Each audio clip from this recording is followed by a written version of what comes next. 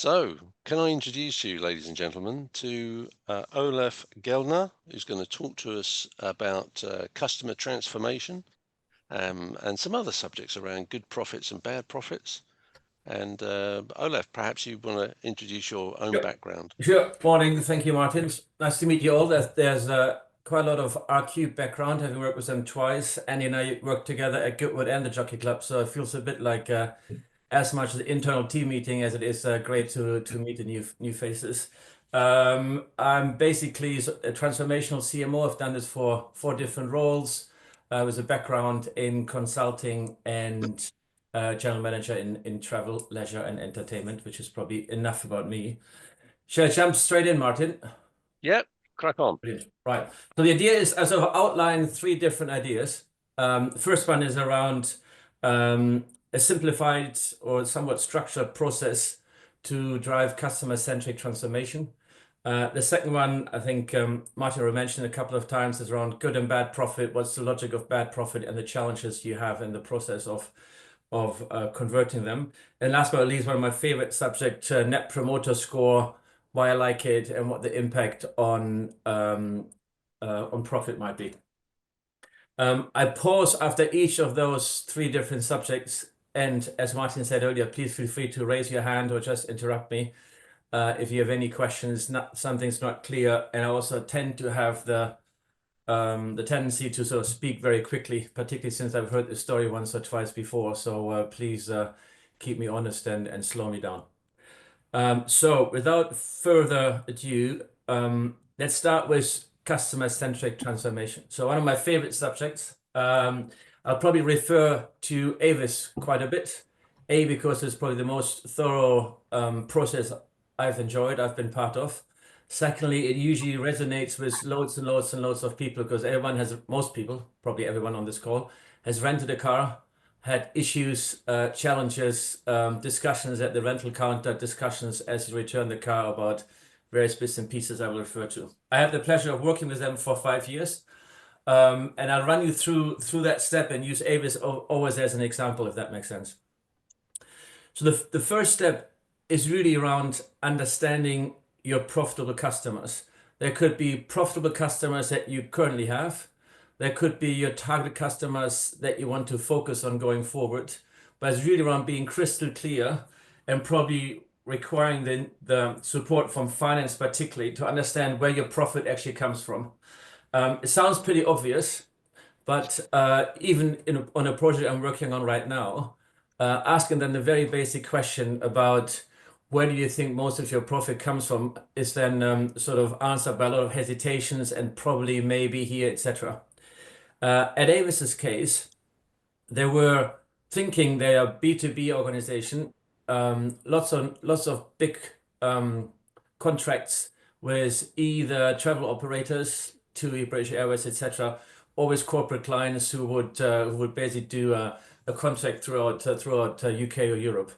Once you've actually done the detailed analysis, and I have to admit that was supported by Bain in those days.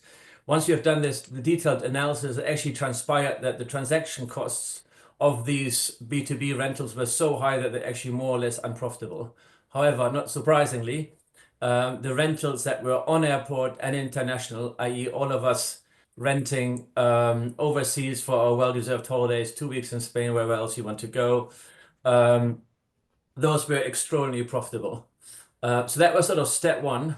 Sounds very simple, sort of 50 words, but that probably took 6 months, a lot of discussions, a lot of honesty around the recharges, looking into various steps of your selling process. And again, if I look at my current example of working for a commercial pilot academy, they went into the project thinking that their modular program is significantly more profitable than their fully integrated program. And it took quite a lot of time to actually convince them that that's actually a filler that you take for incremental turnover, but fundamentally probably not that profitable. So that's number one. Second step is then to understand the pain points of these target customers. What do they currently like about your product? What do they dislike about your product? What do they like about competitors' products?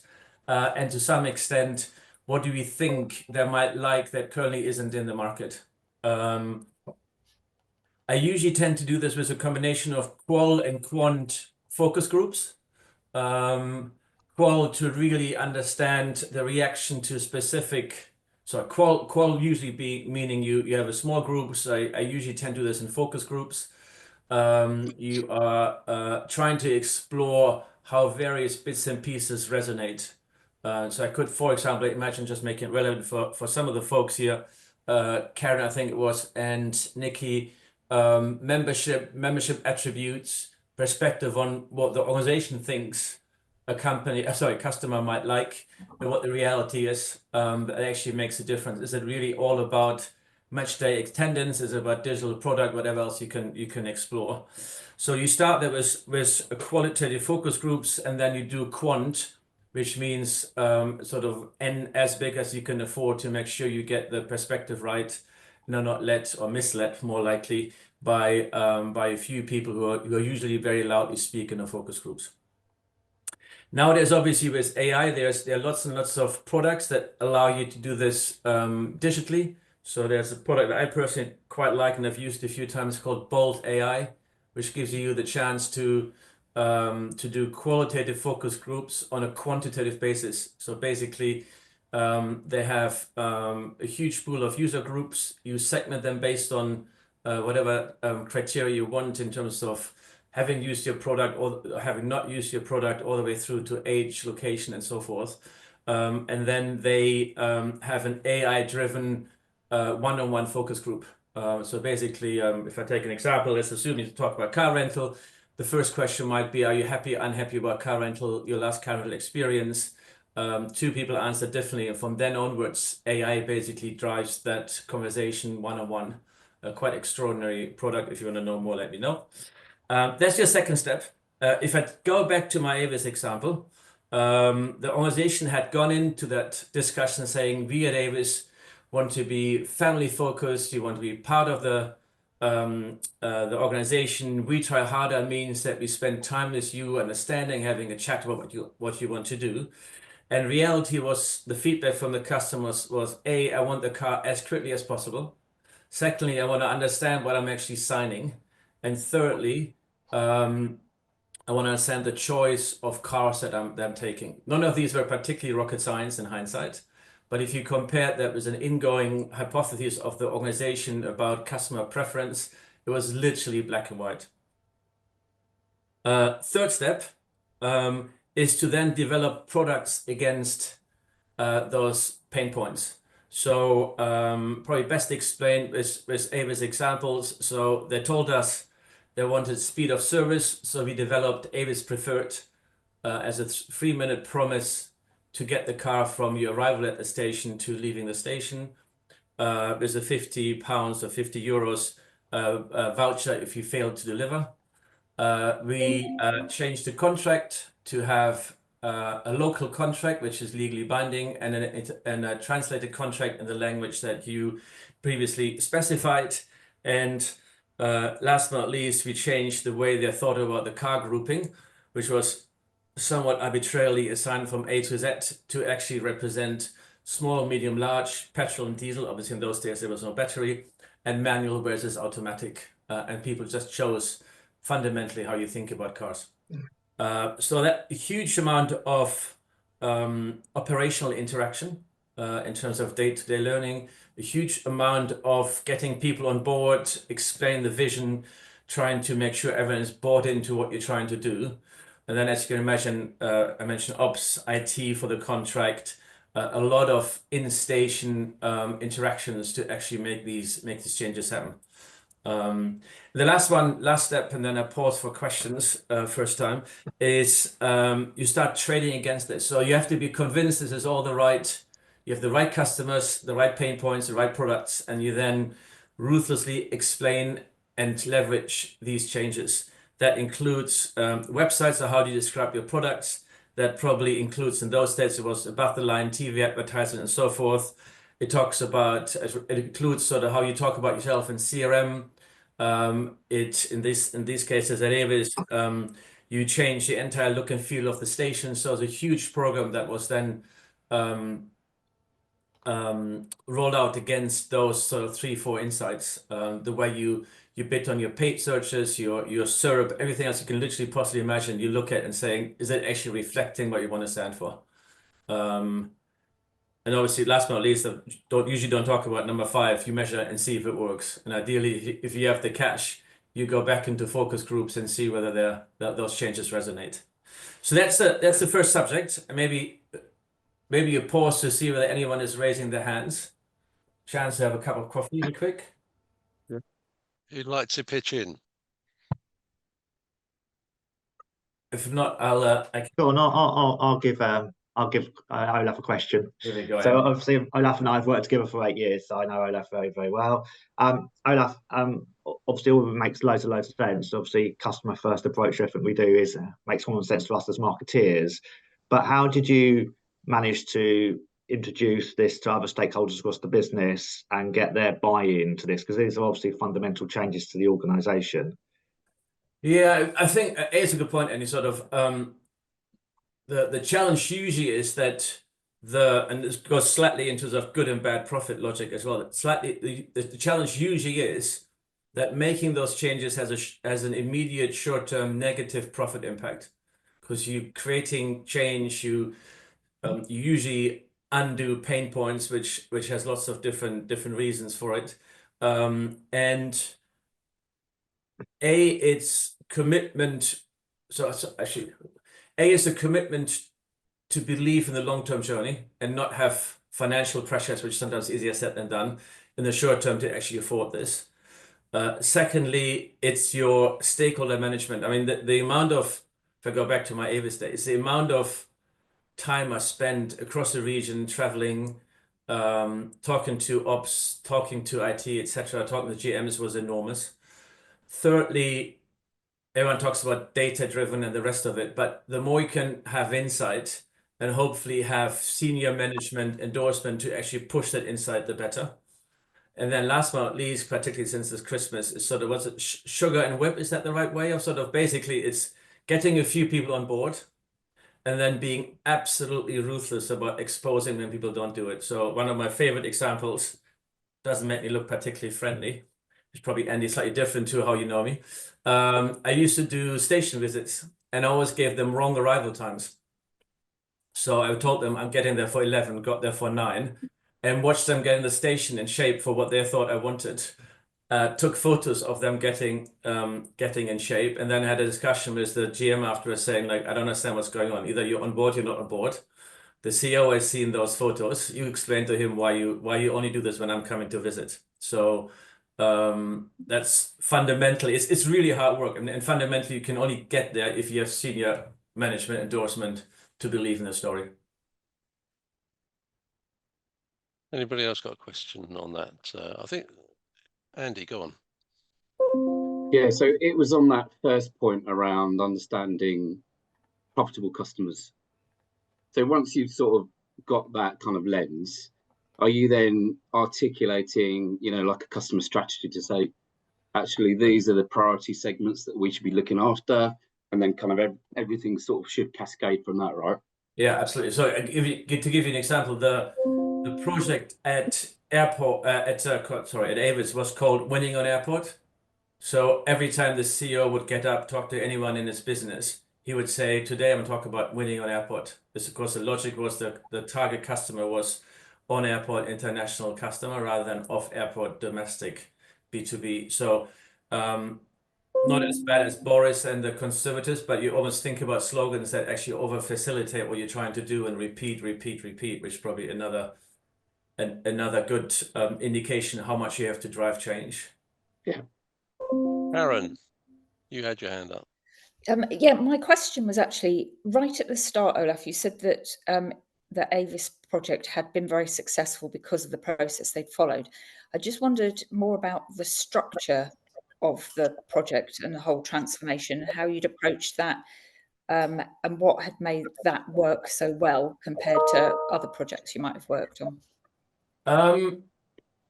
So the structure we had, as basically I was technically just the line manager of marketing and sales, practically together with my boss, who was a CCO these days.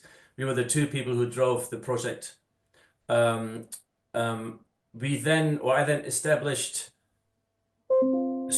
a loose group of all the heads of marketing and sales in the various core countries, and used them to have, what's the right word, sort of supporters on the ground in the various territories. So actually, I should have said from the very beginning, the challenge at Avis, it's a multi-country organization. It was quite loosely decentralized. Most people did the same, which is quite odd for a network organization that is reliant on delivering roughly the same experience across all the various countries like McDonald's. But the structure had been, probably wrongfully so, but for whatever reason, very decentralized. So we planted various Trojan horses, got those people on board, made changes in 1 or 2 countries where we felt the need to do so. And then really almost did it bottom up from a marketing and sales point of view, and then spent an enormous amount of time with the GMs trying to convince them, which was probably the hardest bit. Particularly, sort of, Karen, you said sort of you're I think forgot what words you used, but you're an old-timer at Arsenal after 4 years. At Avis, most of the operational and country people were around 30 years. So the guy I dealt with was called Junior because he only had 23 years of experience at Avis. So can you imagine the change, the hesitation to change? So Olaf, there was plenty of, we tried that once and it didn't work. If you go way back into it, but also I'm interested by what you said about an international business, and just to expand that, where markets do differ. So for example, I operated in the US market for 3 years, and it was almost like the domestic business was like an international business because people fly everywhere for business. So it's trying to get that understanding where there are differences, and you can finesse the program. Yeah, and sort of, I sometimes think European organizations overthink the difference by country. Mm-hmm. American organizations underthink the difference between their little part of the world and the rest of the world. And data and customer insight helps you to put a bit of data around this, sort of like, when I did the focus groups. And again, maybe almost going back to Andy's earlier question, I keep thinking of different ways I went about it. I did focus groups in 11 countries. I went to each and every focus group and insisted on each and every focus group being taped and translated into English. So anyone who then afterwards said, yeah, but my customer didn't say that, I could say, I'm really sorry. I was there. I listened. It's exactly the same story. And so, not surprisingly, each and every person in those 11 countries said, I want to know how much I'm paying, the bloody car I'm renting, and I want it now because I'm really busy. I want to get somewhere. I don't want to chat with your Avis agent. It's a huge process, and I think goes back 20 odd years. Those were long weeks, not many nights slept in your own bed to almost create the foundations to drive the change. I think you make a really important point there, which is that these sorts of big changes, if you're leading that change, you can't delegate it to somebody. You have to be, as you said, all the focus groups, you were observing them all translated, so that there was absolute rigor there rather than, hey, we've got a report, which I think is quite interesting. Yeah. So, and it helps you as well, sort of, again, going back to Andy's question, actually, just sort of rambling on about what made it successful.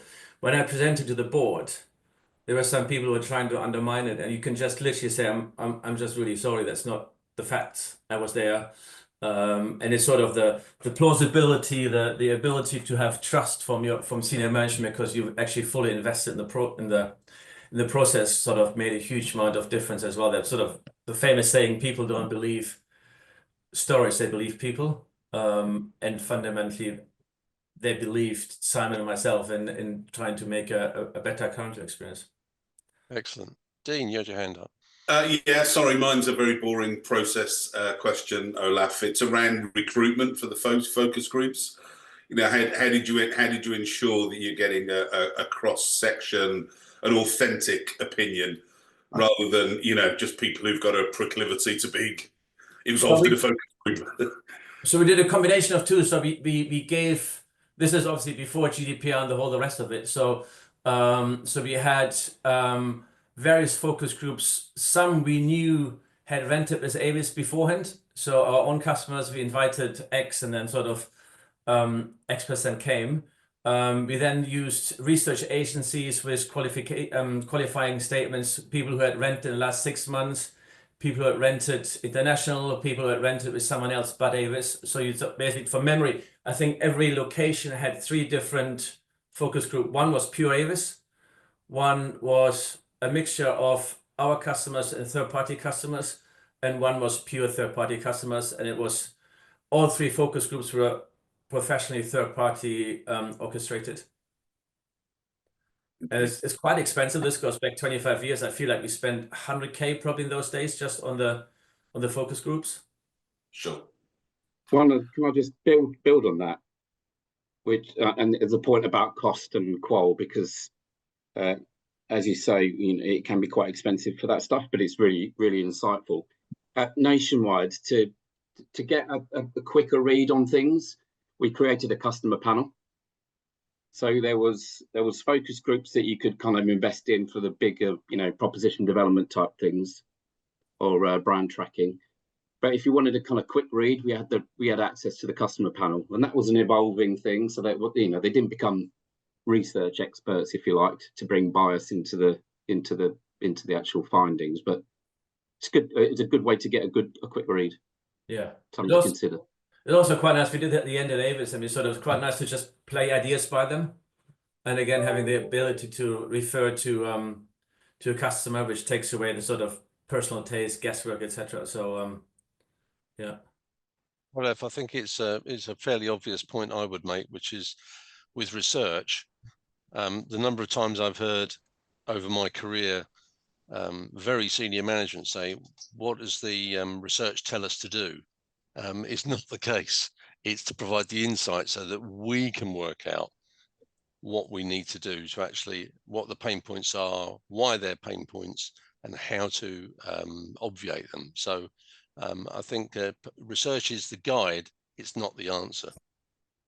100% agreed. I think I'm not sure if Andy Fellingham would mind if I refer to horse racing. I'm sure things have changed now that I'm gone and Andy's taking over. But part of the challenge you had at the Jockey Club was we had very clear insight and research what needed to be done, but not the conviction or right structure of the sport to actually make that happen. Not sure if Andy, you agree or not, putting you on the spot. Yeah, 100%. So we knew some real clear barriers to entry into the sport and the perception challenges of horse racing around horse welfare and gambling. And to Olaf's point, there is quite a complex governance structure in the sport. And a year after you left, Olaf, we're still in that quandary of how do we get ourselves to all focus in the same direction. I think we're starting to make some headway in that space with some governance change at the top of the sport with the BHA and everything else. But again, it's a very slow process where we can clearly know some of the areas that we've got barriers to introduce new fans into our sport. And particularly in sport, actually, almost going back to the earlier question, how do you drive change? And Karen, I'm assuming it's the same in football and so forth. But you have so many people who are so close to it. With all due respect, no one is very close to car rental or mortgage lending or everything else we have across the call. But as soon as you talk about sports or entertainment, there's so many people who just love it day in and out, and it's almost the hardest to change because you're constantly banging your head against personal perspective. So, for example, again, and with all due respect, we found out that 56% of the UK population think that horse racing should be banned because it's cruel to animals. In a room that is full with people who A, have a different point of view, and B, have absolutely no understanding why anyone wouldn't want to go every day horse racing. It was literally impossible to convince him that's right. There was the amount of time we spent on challenging the research and trying to prove that this must be wrong because it can't be right, or it would be horrible if that was right, was extraordinary. I think, Karen, you've probably got the biggest challenge because the football that I fell in love with 40, 50 years ago in senior management at a football club, you had a chairman. Now you have, I lose count of sporting directors, recruitment directors, strategy directors, all on mega, and they will have all got egos to match. I'll just give one little tip. I once under a CEO who later admitted that I was right to do it. I actually took his postcode and did a mosaic profile on him to show that he was about 0.1% of the population, and he had no idea about what real people wanted from Thomas Cook. So that's a little, just to show who our customers are, and also sometimes with senior management, that they are not like customers. Therefore, they need to stand back. Right, Olaf, do you want to crack on with your second subject? The second one is oh, sorry, Sally, I missed you. Sally, I missed you. Sorry. I had my hand quietly up, Martin. Olaf, before you move on, that was really, really interesting, and some, great to break it down into what feel like simple steps, which obviously include a lot of work. From your fifth step with the evaluative measures, so I'm assuming with those three kind of key customer focused changes that you made, that profits hopefully increased and, the outcomes were really positive. But, was a kind of secondary, almost as important result that you were able to drive kind of cultural change? And was that an outcome? So, well, A, thank you for the kind words. B, unfortunately, financially, it wasn't as successful as we hoped. So from an impact point of view, it was successful. Financially, which maybe actually should have been a step zero or a understand your industry really well. In hindsight, probably was a benefit of hindsight. Car rental is a 99% price-driven product, unless you manage to get to a point which is a company called Sixt in Germany, which you literally everyone rents from Sixt because they have exclusive contracts with Porsche, BMW, Mercedes. So particularly if someone else pays, you rent them a Sixt because you finally can make your dream come true of driving crazy cars across crazy speeds across German Autobahn. So financially, probably not as, it helped us grow direct to consumer. The profit of the business was struggling nevertheless. To your second point, so that's the admission from the start. To the second point, lead indicators, we used customer complaints as an indicator. We used Net Promoter Score, which I will talk about towards the end. I would say mostly the cultural change was brought in with some resistance in a really operational frontline who didn't 100% believe in the incremental work they had to do to actually make it happen. So we again, so almost going back to Annie's question again, sort of how do you make it happen? I saw each and every customer complaint letter in each and every language.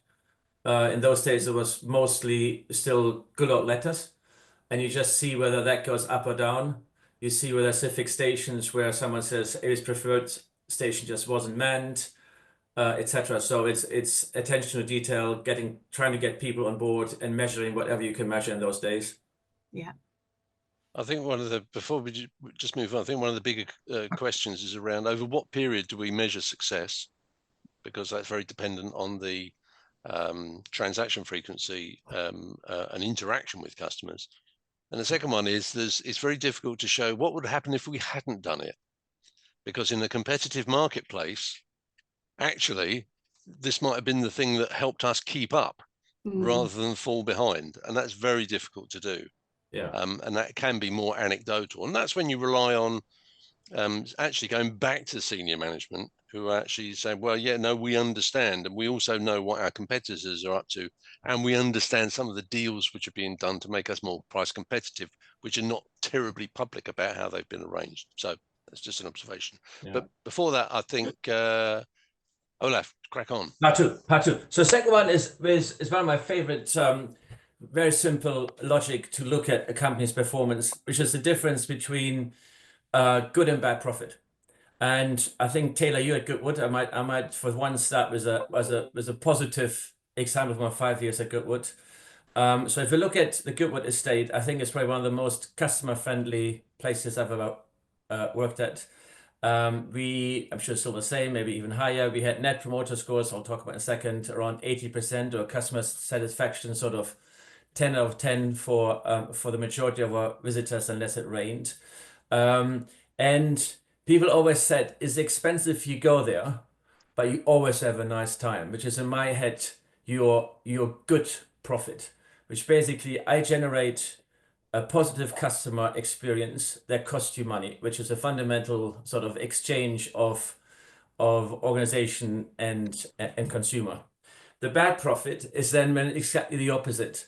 The company only makes money if I make you unhappy as a consumer. If you allow me to dwell one more time on my lovely 5 years at Avis as well, the overall profit of Avis Europe when I joined was 13 million euros out of 1.3 billion turnover. Pretty dire numbers to start with. We then at some point added up all the charges for additional insurance, all the charges for damages caused to cars, and all the charges for refueling and not having refueled. And guess what the number was? 13 million euros. So the entire profit of the organization was based on stuff that makes, I'm assuming all of us, extraordinarily unhappy whenever you rent a car. It generates absolutely no customer benefit, maybe a little bit about insurance, but particularly before we changed the rental contract to have dual language, most people just said, sign here, next thing you know, your cost goes up. I don't know how many furious customer complaints I read about the car being full in their eyes, but not full enough for us, or they forgot to refill and ran out of time, hit traffic. Then all of a sudden you're being charged crazy amount of money for a liter of petrol and a refueling fee that would allow sort of 50 euros of hourly rates in those days. So all of these fundamentally were the three reasons customers were unhappy and the only way we made money at Avis. So Martin and I talked a lot about other organizations who do exactly the same, and would love to sort of hear from you guys whether you agree and who has sort of similar experiences where your unhappiness, your dissatisfaction is directly correlated with an organization's profit. I'd like to kick off. I would say it's probably slightly different in that it's not necessarily a dissatisfaction piece, but I was looking after member benefits for the AA a while ago. And obviously with that, it's similar to an insurance product in that it's that sort of, you buy it in the hope that you don't need it, but you dare not buy it. But actually we found that people who broke down tended to renew because when they did break down, we were generally very good at sorting that out, like the actual customer experience, as it were, even though you're broken down by a motorway, which is not the nicest of experiences. Generally speaking, because we'd helped them out and we were good at helping them out, and it was often a sort of superior experience to some of our competitors in terms of the way that the patrols were, trained to handle the customer as well as the problem. We found that those people renewed. It's the people that hadn't used the service that were much more difficult to get into renewal. So when you think about a product like that, where you've got a huge amount of cost of acquisition, cost of reacquisition, everyone moves, they get a better introduction price than they do a retention price. We found that the customers that actually were, far more willing to just renew at, whatever the rate was, and often perhaps take slightly higher levels of cover, were the people that had had the kind of bad experience, as it were, of breaking down, because the bad experience was almost more of a good experience than not having the bad experience in the first place and just paying money for sort of seemingly nothing. It's a great example. I'm still with the RAC because 15 years ago, somebody in the contact center pretended that my daughter was still on my RAC membership and rescued her at 1 o'clock in the morning on the A14 in driving rain with a dead car. And therefore, I don't think there's anything that would persuade me not to renew because and we there's had nothing more important.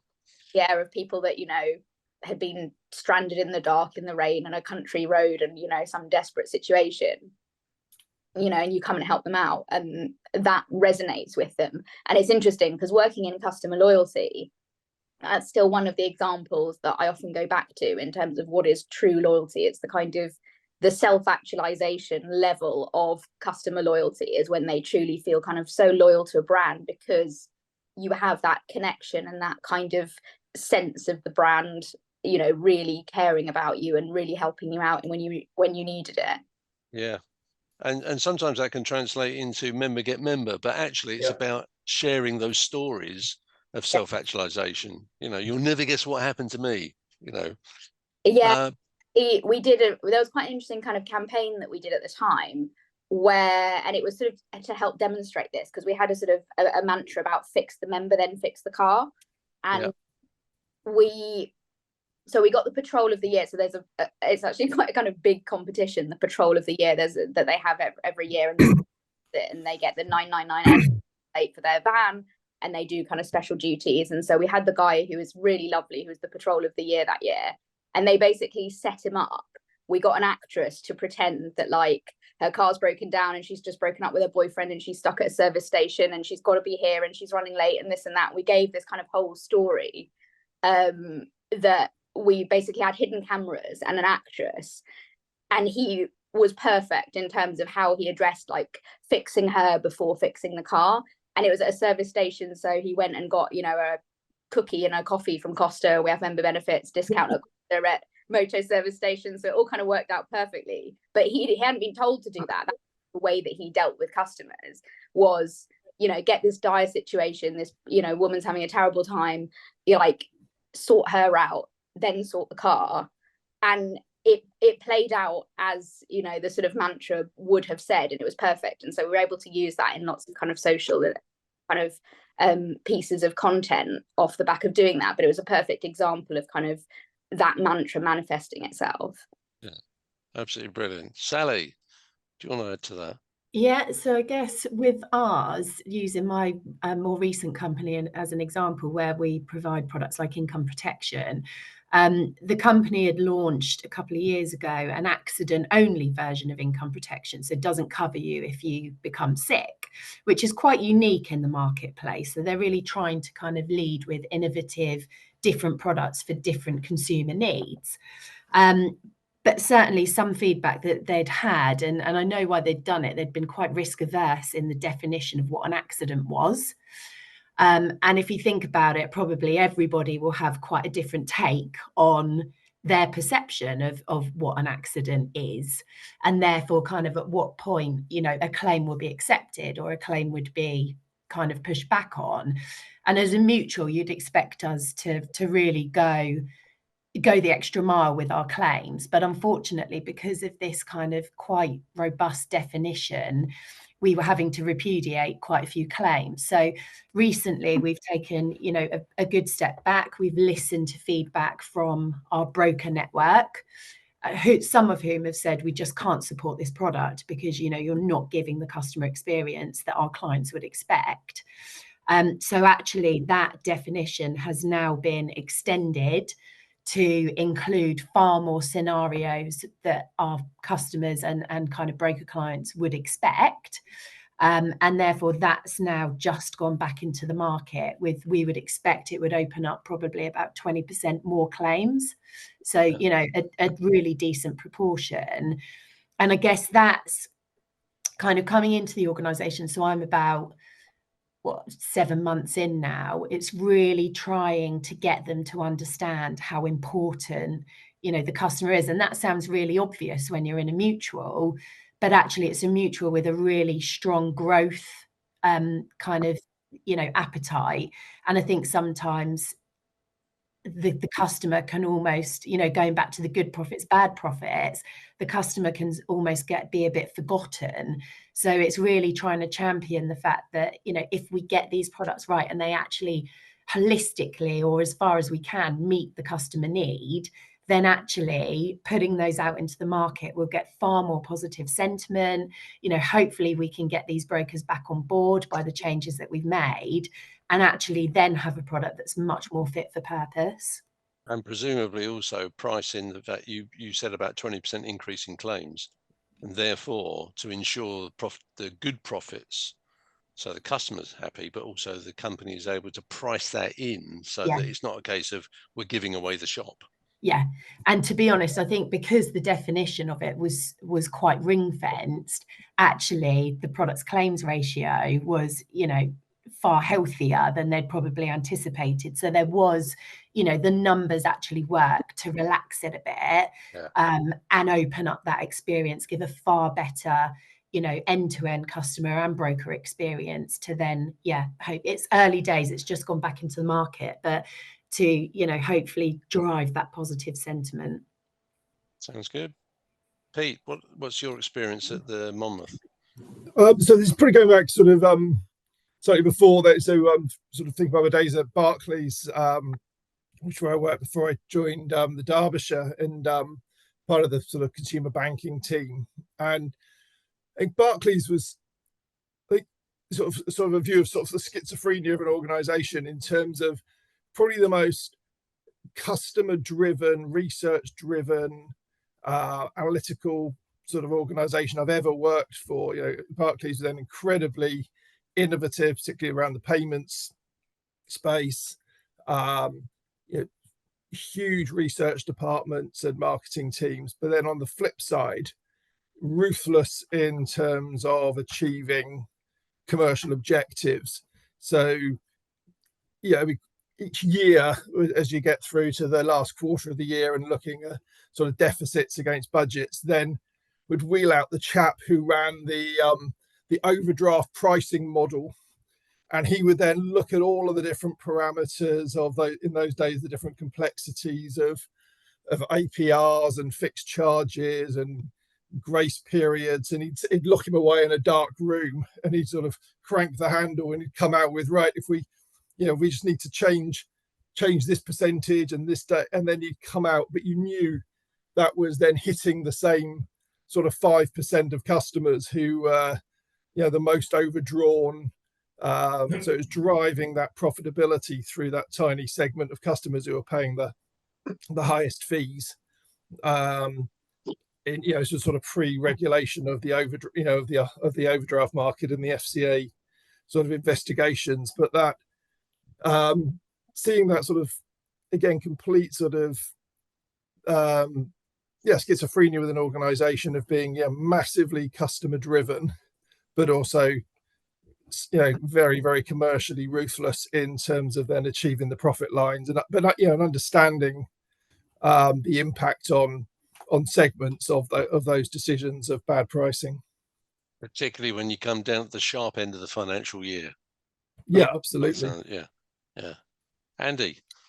Well, and just building on that, you know, in terms of you know, building societies in particular, that, you know, there's a legacy of customers being on old savings accounts, and because of inertia and not being aware of kind of new products with better rates, you know, a lot of the savings book profitability is sat on those old accounts. Yeah.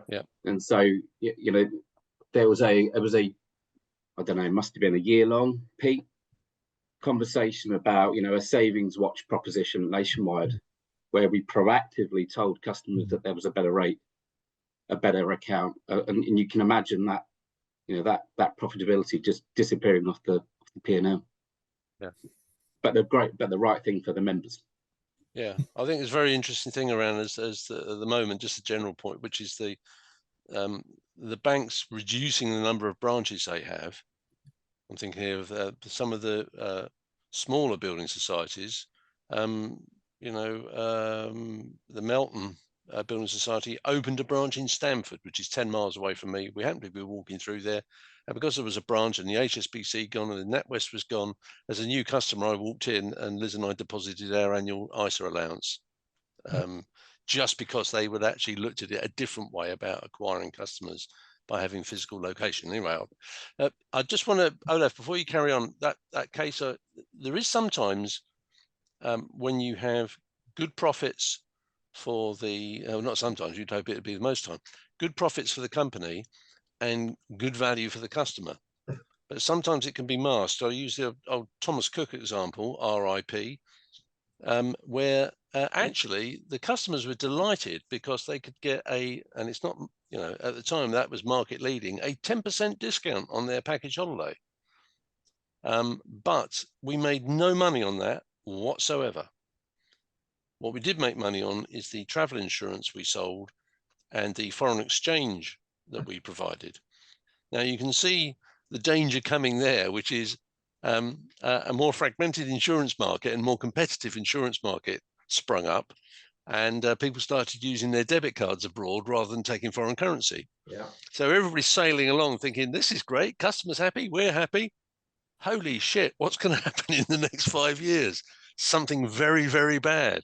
So it's also, there's good and good, and you have to be very wary of that, about how market changes, about consumer habits change, and things which you don't necessarily see coming far enough ahead.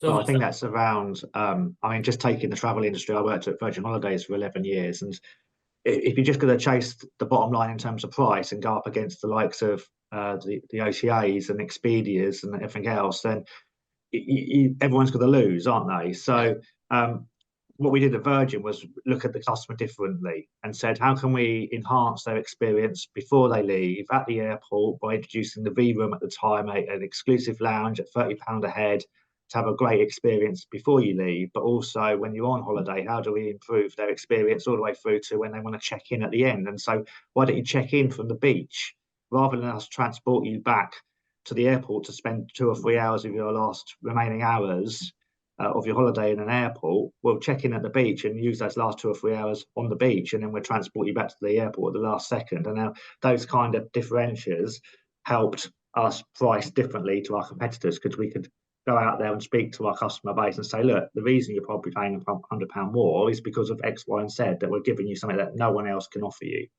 Yeah. So it's about looking at things a little bit differently sometimes. It is, and sometimes who you can do it for. So we did, before you could do that sort of stuff, we did it, a program to improve that whole experience. And well, we can't afford to do it for everybody. Yes, but how about if we do it for the 7% of customers who generate 42% of our annual profits? Oh, that's okay. We can do that. So it comes back to the sort of know your customer. Yeah. Anyway, I'm just looking at this. We're up at 10 o'clock, and Olaf, I know you want to talk about NPS. Well, it's the last subject. I'm sorry if I'm teaching the famous grounded suck eggs, one of my favorite subjects. Invented by Frederick Reichelt, who is an ex-Bainey, same as myself. He spent significantly longer than I did, to be honest. The reason I like it, and Andy, hopefully you remember this, we were actually able to apply it and measure direct impact on profit for the organization. Let me first run you through it and then sort of explain how we actually used it. So Net Promoter Score is a simple question you ask in your post-event research, post-product consumption, whatever else you post-event in Arsenal, post-insurance, whatever you can imagine. You ask a simple question that says, would you recommend ABC product to your friends? You get your customer to score from 1 through 10. The logic is that 9 and 10 are your promoters. 7 and 8 are neutral, and anyone below 6 and below is basically negatively bad mouthing, for better word, your product. You then take the number of people that you ignore the 7 and 8. You take the number of people that have given you a 9 and 10, and deduct the 6 and below, and you either get a positive or negative score at the end. Relatively easy. If I confused you more than I helped, then if you Google it, it literally comes up probably a much more simple explanation I try to do verbally here. It's also really cheap to conduct. Lots of free research tools online that you can use, and it's quite straightforward. And if you ask a few questions, you usually get really good qualitative feedback from your customers again. The reason I like it so much, because it is proven to be directly related to the profit of the organization. And I always thought I would love to see whether that's actually true or not and how we can actually make that happen. So Andy and I at Goodwood started, sorry, for those of you who don't know, sort of, I'm not sure how much you explained, Taylor, they organize or we organize a bunch of events. They tend to have lots of repeat repeat customers, but every year we're trying to find new customers to make sure they sell out across all the various days. So we then started gathering Net Promoter Score, and with the help of our cube from memory, put them against specific buying groups and measured the repeat purchase percentage by Net Promoter Score number, if that makes sense. So let me try to explain that. I feel like I'm confused myself in there. We measured, if someone gave you a 1 or someone gave you a 10, we measured how many of those people ended up buying the same ticket or a similar ticket next year. And we're able to prove, you can imagine X and Y axis, that, I'm not sure if that goes across right on Zoom now, I hope it goes the right direction, that the higher the Net Promoter Score is, the higher is your repeat purchase. Not rocket science, but again, good to prove with your own numbers. There's one exception, which is slightly counterintuitive, but we thought about an answer. It goes up all the way straight, almost from 1 through 9, and then slightly dips with a 10. So it goes up like this, like a rocket, and then dips just a little bit from 9 to 10. And the reason we explained this to ourselves was that you're so excited about the event at Goodwood that you actually don't want to tell your friends because you want to make sure it stays not too busy. That's the only way we could explain why that makes sense. Now, how does it actually make sense from a commercial point of view? And then I open up for questions and comments and feedback and so forth. If you assume that you're trying to find 50,000 people for the various, if you take Festival Speed Revival as a good example, you have various ways to get there. The cheapest is to get exactly the same people who came last year. Taylor, I'm sure it's not that easy, but send them a quick note. We're open to buy.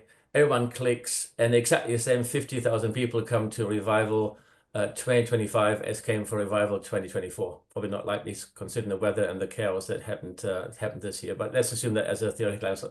You can save your entire marketing budget in that theoretical example, and imagine the cost savings you could make.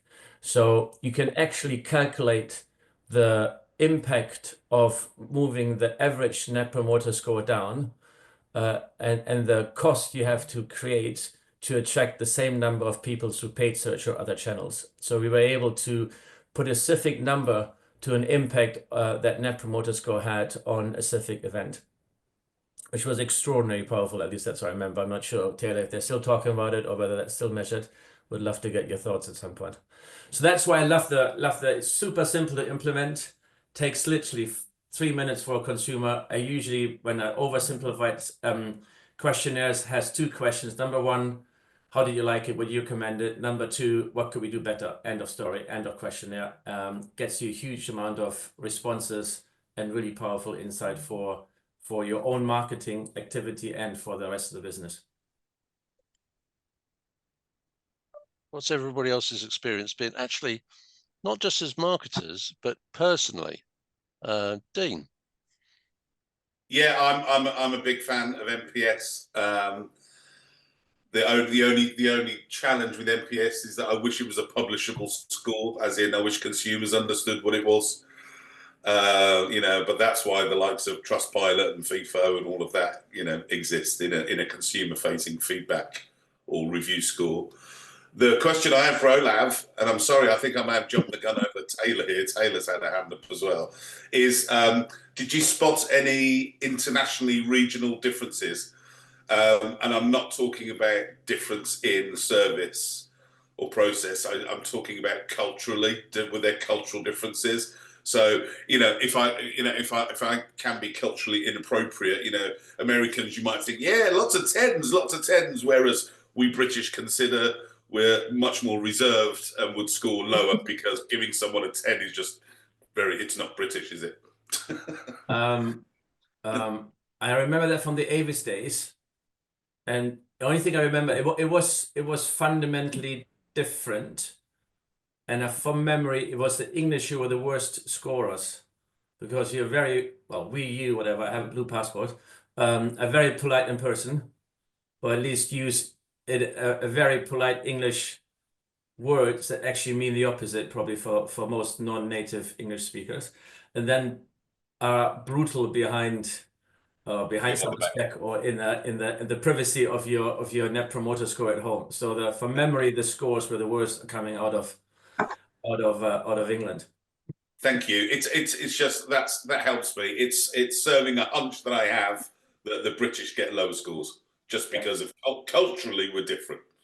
Well, the other thing I think that you guys talked about earlier, I think Nikki and Martin talked about, is actually proven knowledge and a phenomenon. If something goes wrong, it somehow gets addressed, whether the customer brings it up or the organization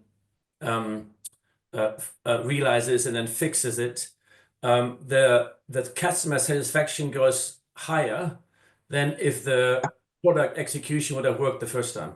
So you have a wrong room, you have a bad car, whatever you can imagine. Someone says, "Oh my God, I just realized this is going on. Let me fix it." Your net promoter score for something that was more or less basic service goes through the roof because you realize that they care and make changes. So when we were at Avis, what we thought was that, and this is generalizing 65 million people, that people in this part of the world don't like to address things that directly and bluntly in person, fuming behind the scenes and then use the net promoter score to give feedback. Versus I'm German, as you can probably tell after 60 minutes of accent. We tend to have the ability to maybe address it, it gets solved, and you sort of think, you know what, that was okay, so no one's fault. Car had a flat tire, let's move on. Again, you're generalizing 85 million people and 68 million people, so I'm sure that there are exceptions confirm the rule, but that was what we learned at Avis. Yeah, thank you. I think Karen, and then Taylor. Did you have your hand up? Taylor had her hand up first, so I'll let you go first, Taylor. Thank you. It was just really just following on from what Olaf said. Obviously, I'm working at Goodwood today. I haven't been in the company that long, and the net promoter score doesn't directly impact my role, but I see sort of what the impact it has on the business, and we often use sort of the NPS for all the different businesses that Goodwood use, and we really love it. We still love it to this day. We use it all the time with our sort of feedback after events, and even when people use the hotel, the restaurant, that sort of thing. It's just the only one thing I think that as a business we struggle with, which I'm sure lots of other people do, is people will use the net promoter score to rate other things of the day that's out of our control, which can sometimes be annoying. So they can rate the Goodwood revival a 3, and the reason would be because there was traffic on the way or there was rain. So it's something that we sort of can't control, but it is really handy for things like we get often feedback about, I don't know, queues for the bar or sort of things like that we can actually change, toilet accessibility, that sort of stuff. So it's great for us in that respect. If I may add to that, sorry, it's actually quite an interesting perspective. There are clearly some things that are core event. I'm not sure if Karen and Taylor, you agree. They're core event stuff, queues. I'm sure, Karen, in competitive football, there's a direct correlation between NPS and whether Arsenal wins or loses. At least when I had a chat with a rugby guy, he was saying it's literally as soon as you lose, the minimum is 60. As soon as you win, minimum is 60. As soon as you lose, it's never going to be above 40, whatever the numbers was that he quoted. I would say I slightly disagree with you, but I think core to customer focus, actually think about your event beyond your own fence, if that makes sense. So traffic in my eyes, so one of the discussion Andy and I had at the Jockey Club, it was the same perspective. Cheltenham Festival, wonderful 4 days of horse racing. Traffic is bad, nothing we can do about it. Struck shoulders, it takes 2 hours to get home, not my problem.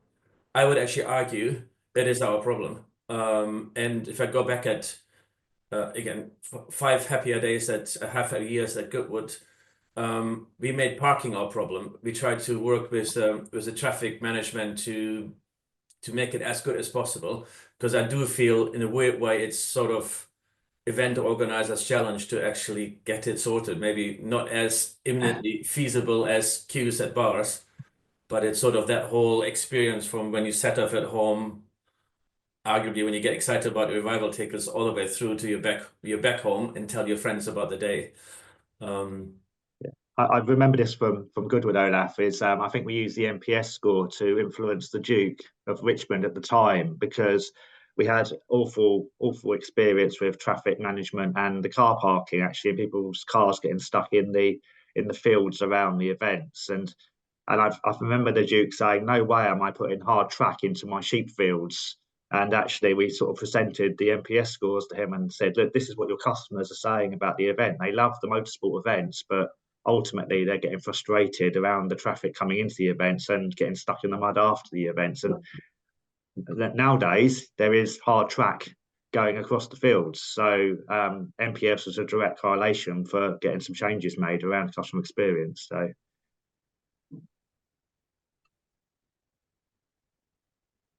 Yeah, the only thing I was just going to pop out, it was back to Dean's question about any differences between international customers with NPS, and it just reminded me of Virgin Atlantic, and we used to find that our American responders to the Flying Club program, they would go for the extremes. You had fewer people on the 7s and 8s. They were more either 9 and 10s or down the lower end, whereas the Brits would just plump for that average 7, 8.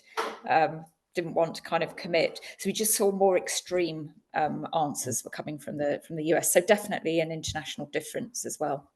Yeah, it's part of something I'm using, that is NPS good for a British market, just because we end up with vanilla in the middle, no actionable insight, versus the American behavior, which is, okay, we're either really good or we're really bad, and we can do something about it. Yeah, completely agree.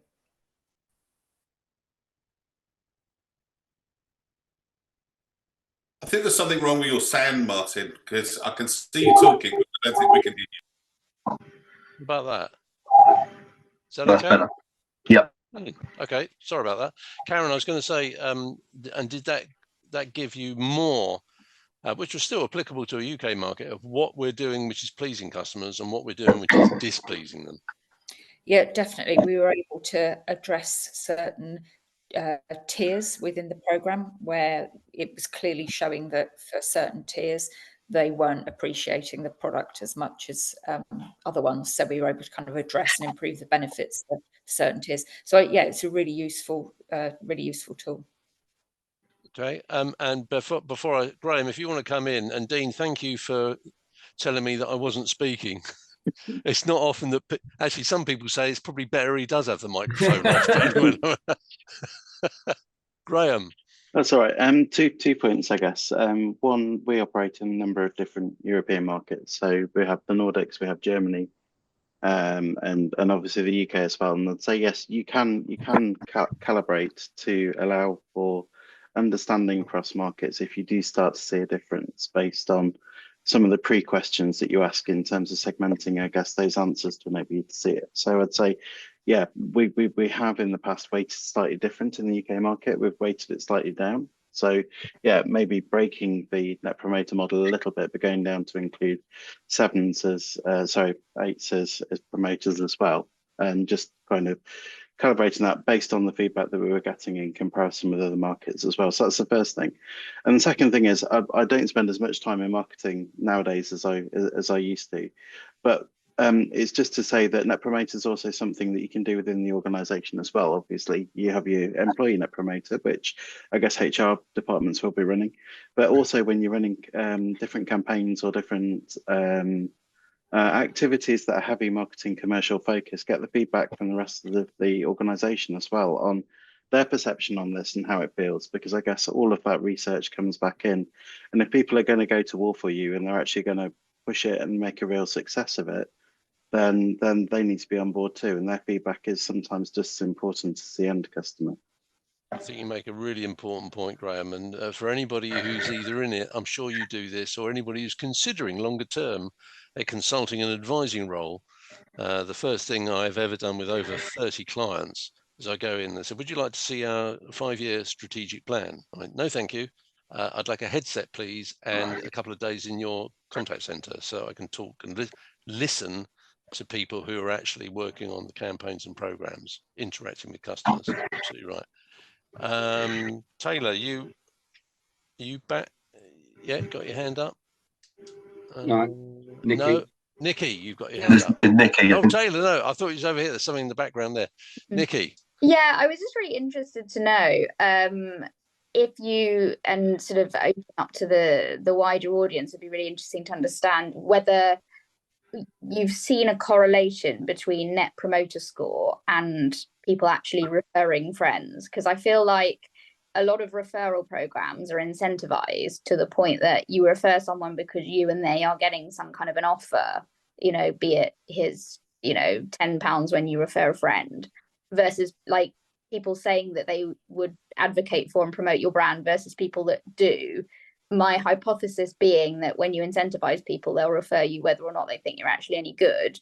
Whereas, you know, the Net Promoter Score is possibly like a more realistic view of their sentiment towards your brand, because it's not incentivized to give an answer one way or the other. But I'd be really interested to know if there's sort of a trend of correlation, more refer people say they would recommend to a friend versus not.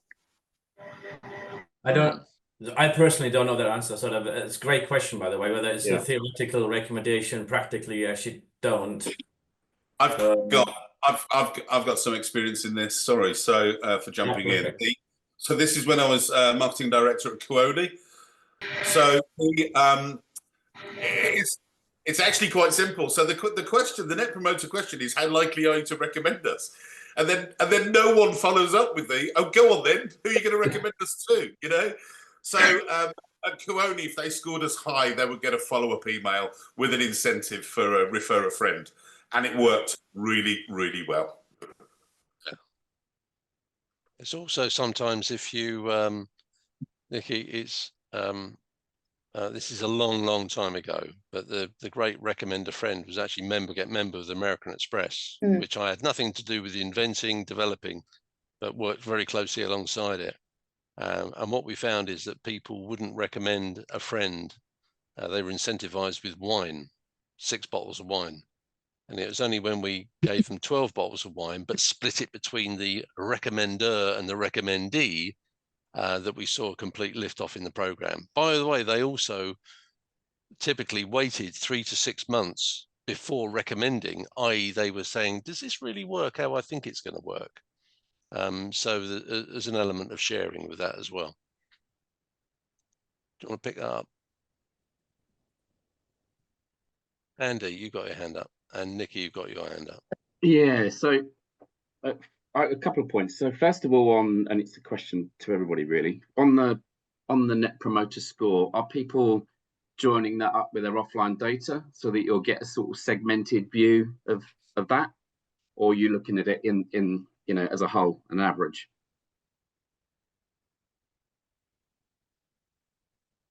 So it's a very good question. It's a very good question, because I could have a high Net Promoter Score, but if it's low for my very best customers, the ones who are going to generate my lifetime value, then I'm in trouble. It's back to that first point of your first section, Olaf. So if you've got your most profitable customers, the ones that you're trying to prioritize this business around,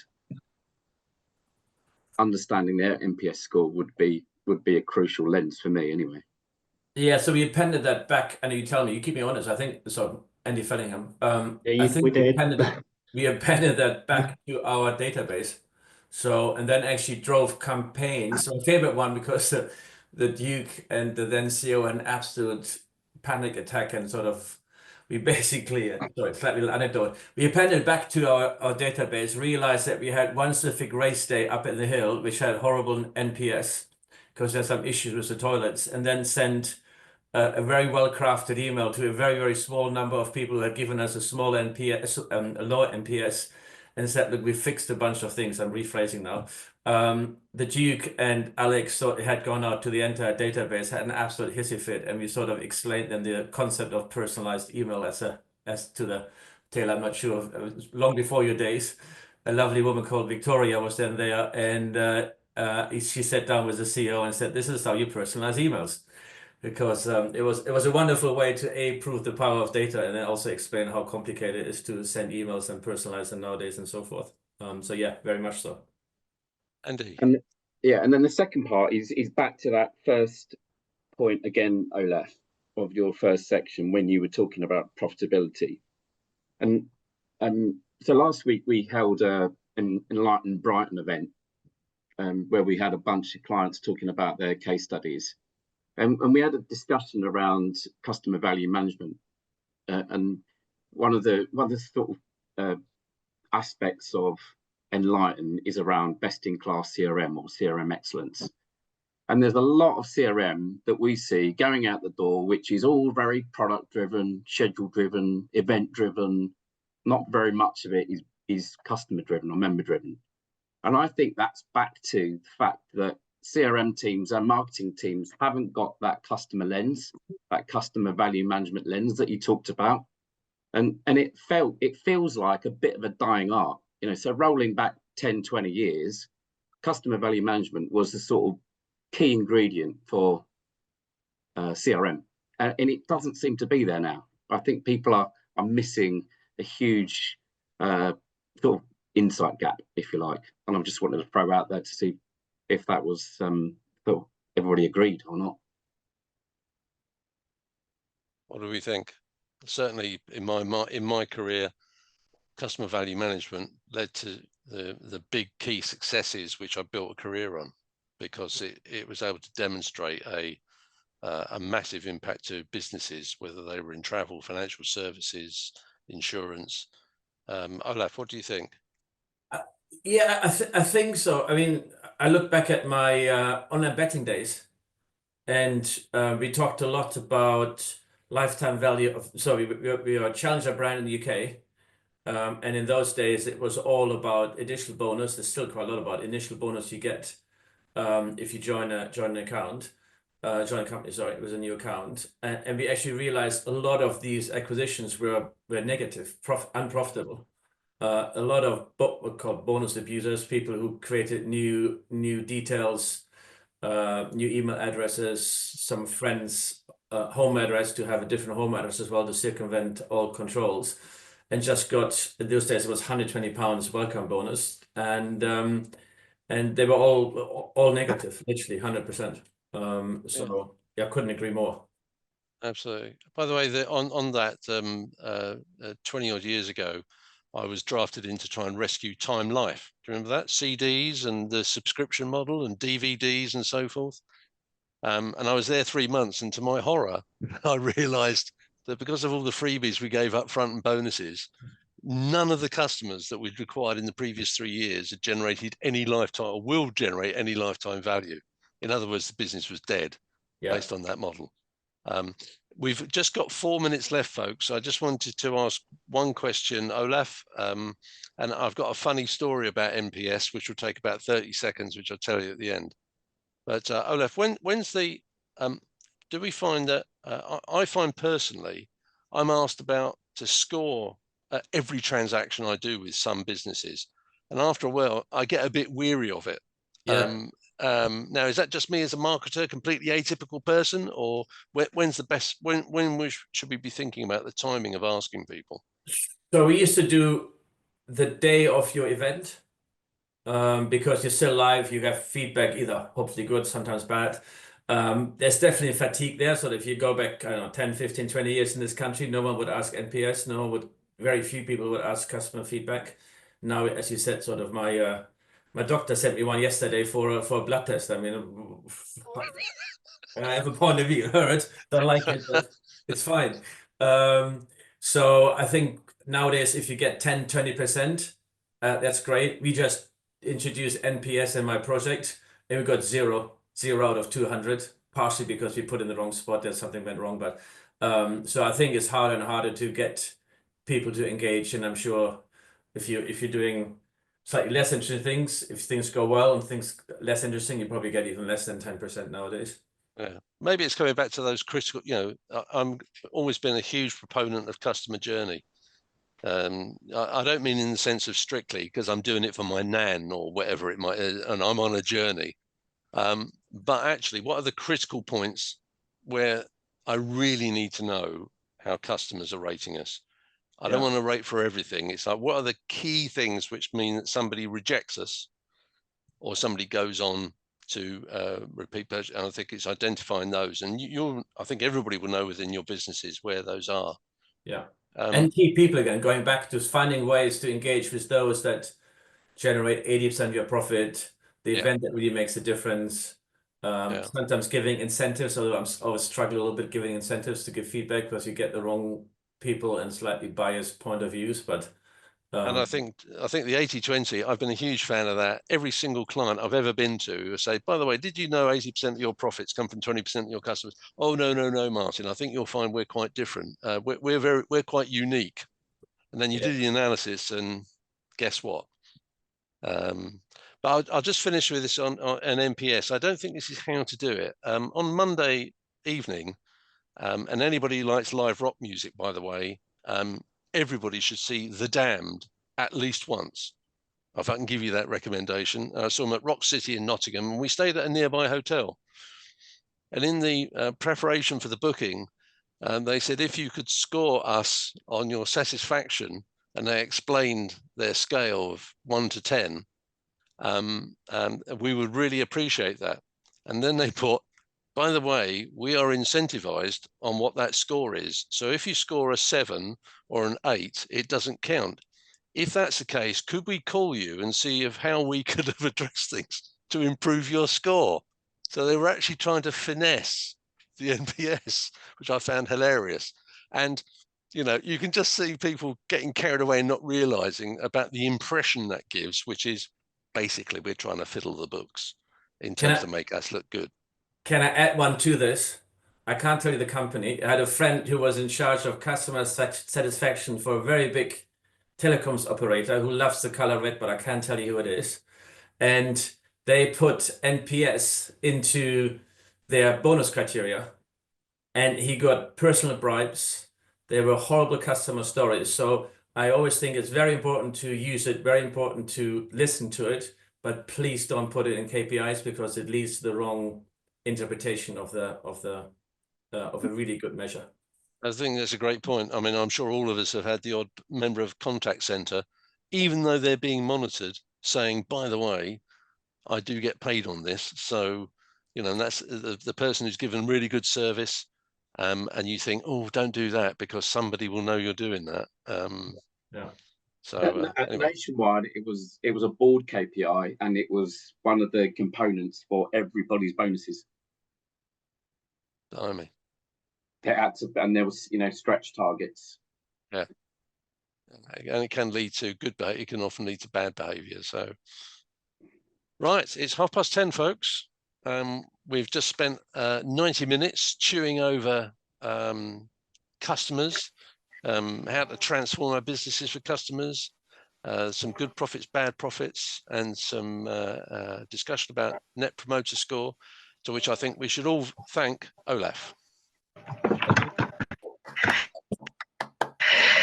And I hope that's given you food for thought about what your business, and come back again for Marketing for Breakfast. I hope those who I see do come back again. So always make sure you look after your loyal audience. Karen, Dean.